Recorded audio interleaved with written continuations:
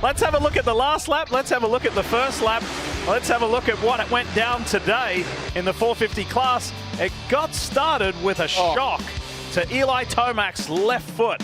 Yeah, just what, that foot got caught between his foot peg and his frame going on the up ramp, and you just hate to see that for sure. There he goes limping off. I was scared that he had re-injured his Achilles. Yeah. And then heat racing time, and Hunter Lawrence had this awkward moment, slammed the ground hard, and that was the end of his night. Yeah, tough week for the Lawrence family. You know, with Hunter going there, first lap of that heat race, but here we go. 450 main, and the start by the points leader, Chase Sexton, was just perfect. Yeah. He was, I mean, until the end when it counted, but man, there were some great rides by a lot of people here and some missed opportunities as well. But I go back to Ken Roxon, and he was a victim of unfortunate circumstance. I wouldn't say it was all out of it. Some of it was in his control, but a great pass by Justin Cooper there. Justin Cooper had a great night, by the way.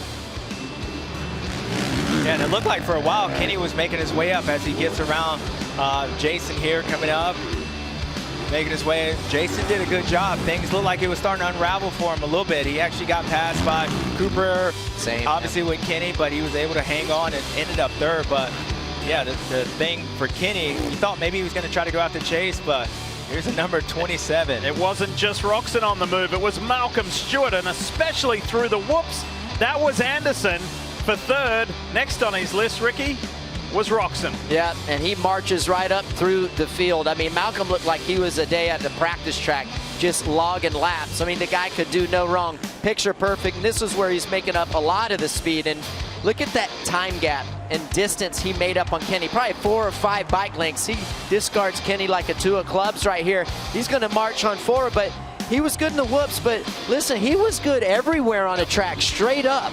I mean, he was awesome. No. This was a frightening crash suffered by Ken Roxon. Yeah, there was a lot going on. Cooper was able to get between the two lappers. Kenny got the short end of that stick. Tristan Lane goes down and then hit Hand, right? Hit Jeremy Hand. Yeah, Jeremy Hand there. You can see Eli going by and derails his chain when he collides with Jeremy Hand. That's what, I mean, I wouldn't say that's what initiated this going down, but that's what initiated that chain derailment, is he collided with Jeremy Hand, chain comes off. Eli Tomac hung tough.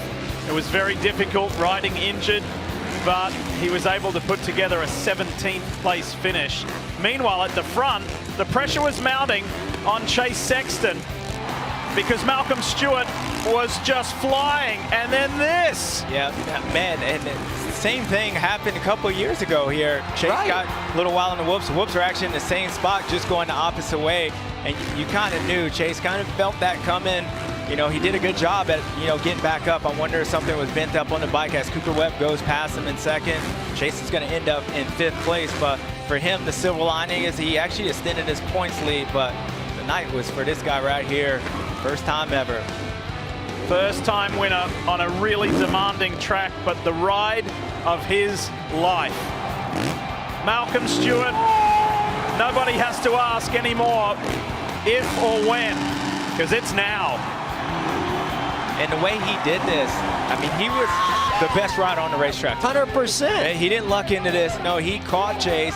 He was clearly the best guy. He had the fastest lap of the race, and just shows you what momentum does. And oh, man, that was awesome. It sure was awesome.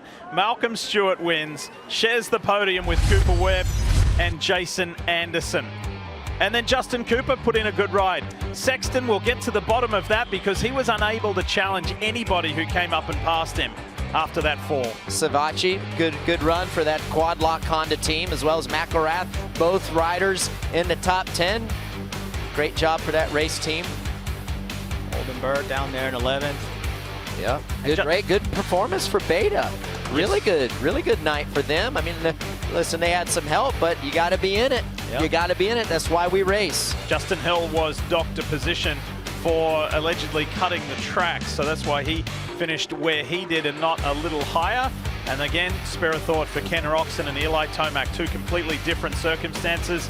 But two legends of the sport with really tough nights. But there's been a lot of movement on the points board, particularly on the positive for Cooper Webb and Jason Anderson, jumping 2 and 3 positions respectively into second and third, and a tough night on the points board for Roxon and Tomac. But Chase Sexton still leads heading to Detroit by 5 points, and Malcolm Stewart goes from 9th to 6th. So a super positive night.